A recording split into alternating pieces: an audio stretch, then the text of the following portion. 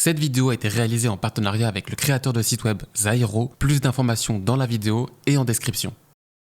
Ça faisait un moment que je voulais faire une vidéo à ce sujet et c'est enfin le grand jour, le graphisme aux Jeux Olympiques. On s'en doute peut-être pas, mais se faire engager pour travailler sur la nouvelle identité graphique des Jeux Olympiques, ça représente un travail colossal. Et ça n'a pas toujours été le cas, parce que comme vous pouvez vous en douter, il y a 100 ans, on n'avait pas la même notion de branding qu'aujourd'hui. Donc il va vraiment y avoir des années charnières qui vont redéfinir les normes de l'identité graphique des Jeux Olympiques, et on va en parler aujourd'hui. En plus de ça, il y a plein d'autres dingueries que j'ai découvertes qui sont assez incroyables. Par exemple, il y avait carrément une année où on avait un paquet de clopes des Jeux Olympiques, quand même peut-être un peu abusé, sachant que les JO est la plus grosse compétition sportive du monde. Donc ce que je vous propose aujourd'hui, on regarde à quoi ça ressemblait il y a 100 ans, comment ça a évolué, quelles sont les identités qui ont changé le game, et on finira par un petit top 3 de mes logos identités favorites. C'est parti!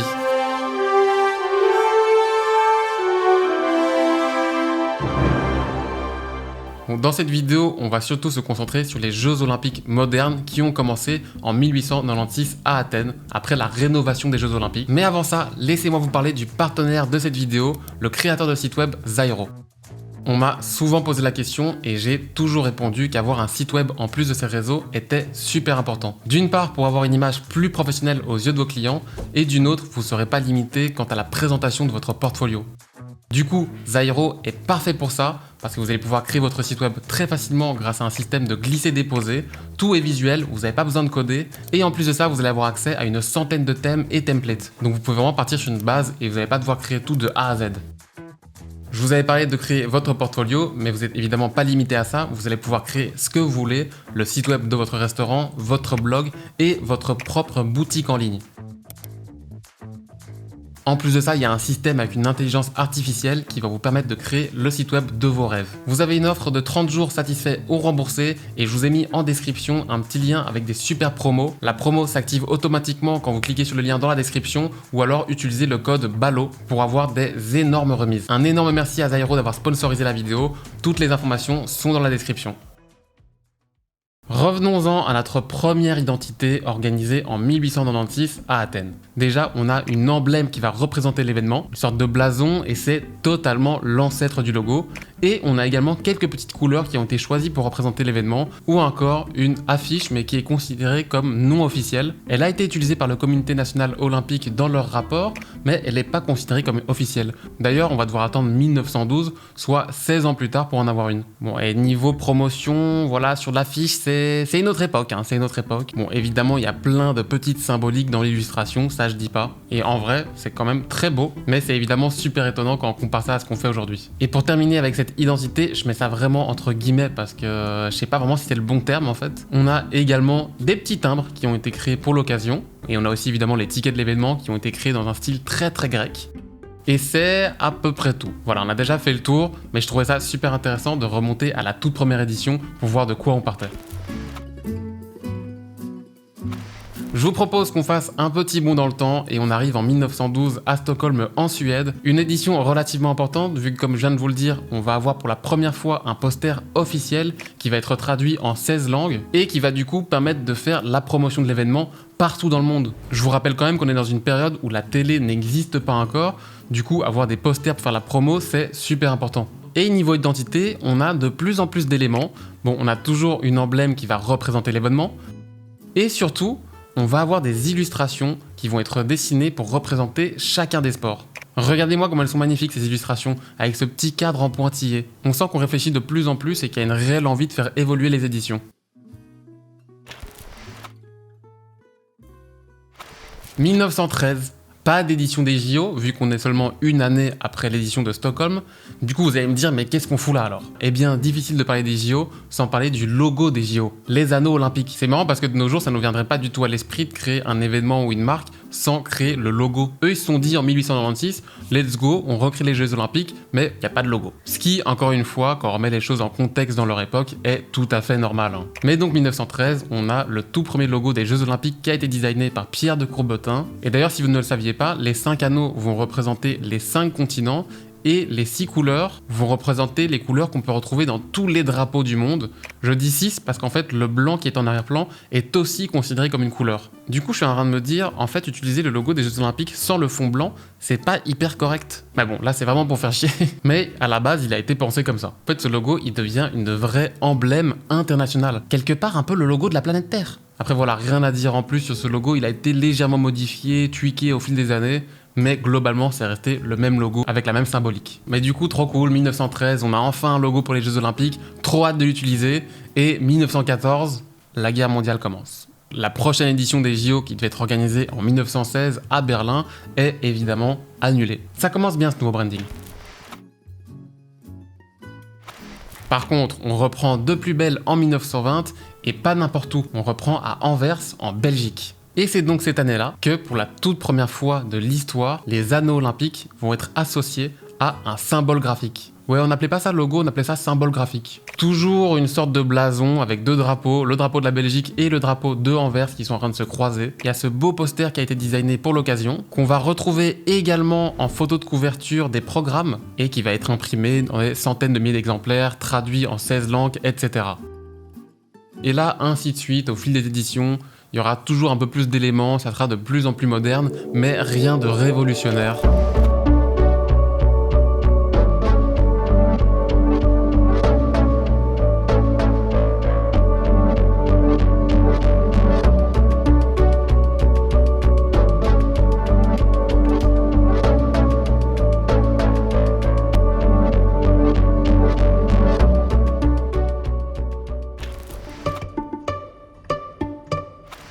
Pour le Japon, organiser cette édition, c'est super important. On est 20 ans après leur lourde défaite pendant la Deuxième Guerre mondiale. Ils doivent se montrer progressistes et être une nation de paix. L'organisation des JO va leur permettre de faire croître leur économie, de redonner confiance en le peuple japonais, à tel point que cette organisation va être remise en priorité par l'État. On a les meilleurs designers du pays qui vont bosser sur l'identité, le logo va être reconnu comme l'un des meilleurs jamais faits. D'ailleurs, on peut noter l'insolence du graphiste qui a créé le logo, et je le cite, « J'avais presque oublié de remettre ma proposition, du coup j'ai fait ce logo en 2 heures. » Je sais pas trop ce qu'on pense de cette information, sachant que derrière ce logo va être considéré comme l'un des meilleurs de toutes les éditions confondues, et on a ce designer qui nous raconte tranquillement qu'il l'a fait en 2 heures. L'insolence!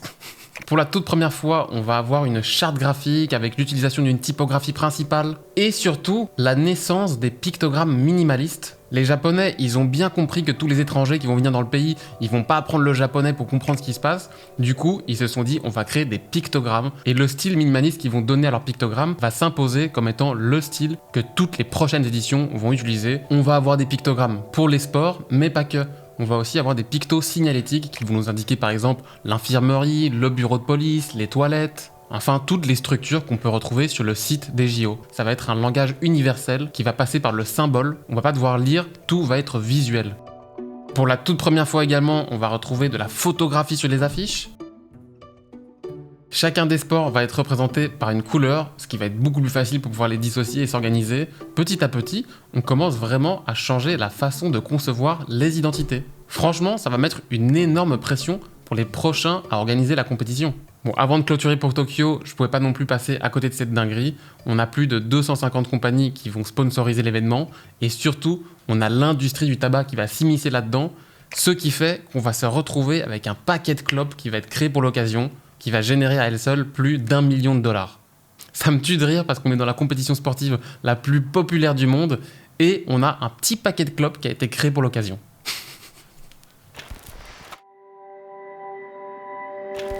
Le Japon met vraiment un gros vent de fraîcheur dans le monde du graphisme au JO, ce qui fait qu'en 1968, le Mexique va se mettre un gros coup de pression pour essayer de faire mieux, et ils vont réussir. Le projet d'identité va être organisé par Pedro Ramirez Vázquez, qui est un visionnaire, très bon stratège et très bon organisateur. Et il va composer une équipe de jeunes talents qui va bosser comme des acharnés sur la nouvelle identité. Tout simplement, leur objectif, c'est faire quelque chose qui n'a encore jamais été vu et dégommer toutes les identités qui ont été designées précédemment. En 68, ils vont remplir le contrat et tout simplement nous sortir pour la toute première fois une identité graphique où tous les éléments sont en harmonie, le logo avec les anneaux olympiques qui ont parfaitement été intégrés, la typographie qui a spécialement été conçue pour l'occasion et surtout les stades. Regardez-moi comme cette vue aérienne est super impressionnante.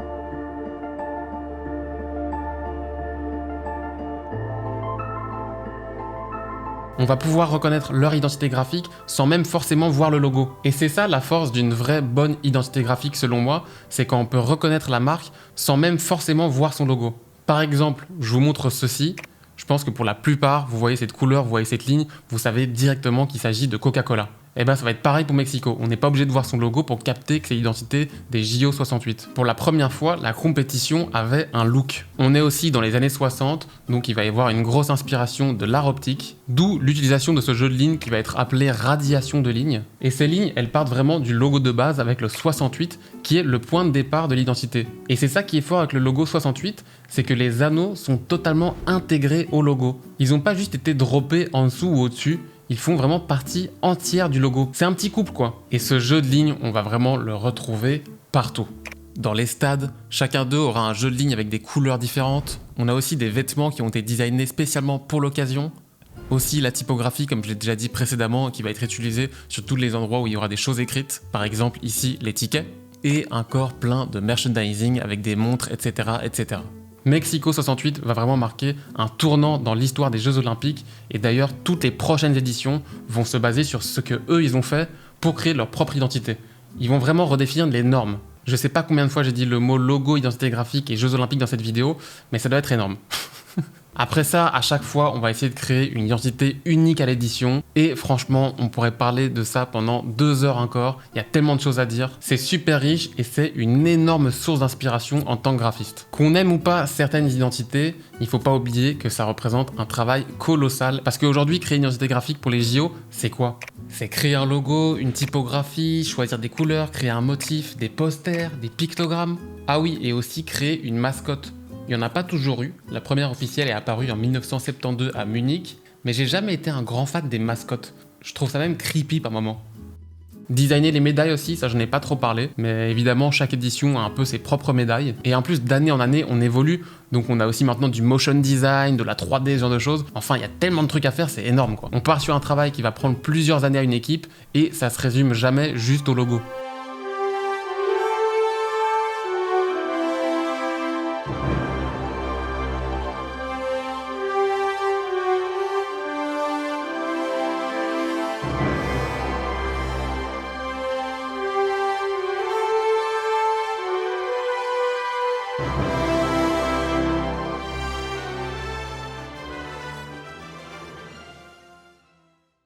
Difficile de parler de tout, cette vidéo, elle est vraiment non exhaustive, mais j'ai des petites recommandations incroyables pour vous. J'ai notamment utilisé ces 2 bouquins qui sont incroyablement beaux déjà.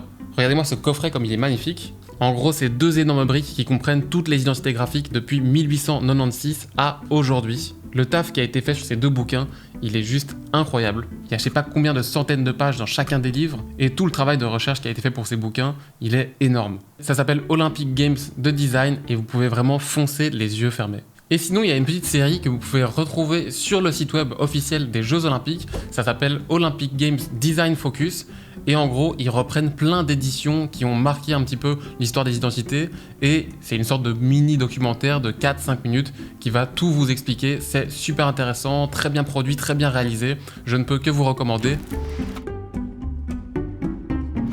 Pour terminer, on finit rapidement avec un petit top 3 de mes logos identités favorites. Je vais évidemment mettre Tokyo et Mexico de côté parce qu'on les a déjà vus dans la vidéo. En numéro 3, je vais mettre le logo qui a été designé pour l'édition de 1984 à Los Angeles. C'est une triple étoile, l'étoile étant un symbole super fort dans l'histoire de l'humanité. Et en plus de ça, on retrouve les étoiles dans le drapeau américain. On a la couleur des États-Unis qui revient. Et on a un mouvement qui est super intéressant dans le logo qui va symboliser la compétition et la vitesse à laquelle les athlètes se battent pour la victoire. Je trouve que graphiquement et techniquement, il est hyper bien réalisé. Et c'est aussi typiquement le genre de logo qui peut super bien vieillir. C'est aussi pour ça que je l'ai choisi. En numéro 2, j'ai choisi le logo qui a été créé pour l'édition de Sydney en l'an 2000. Je trouve qu'il y a une trop chouette vibe qui se dégage de ce logo avec les couleurs. Le nom Sydney qui a été calligraphié avec une sorte de pinceau, je trouve ça trop cool aussi. Et il y a plein de petits symboles intéressants dans l'icône. En fait, on va retrouver plein de petits éléments qui sont propres à l'Australie, comme le petit boomerang qui forme le personnage. Il y a des allusions au soleil et aux rochers. On a en fait les paysages de l'Australie qui sont représentés dans dans le logo. Et l'espèce de petit éclair bleu qu'on peut retrouver au-dessus, il représente en fait l'Opéra de Sydney.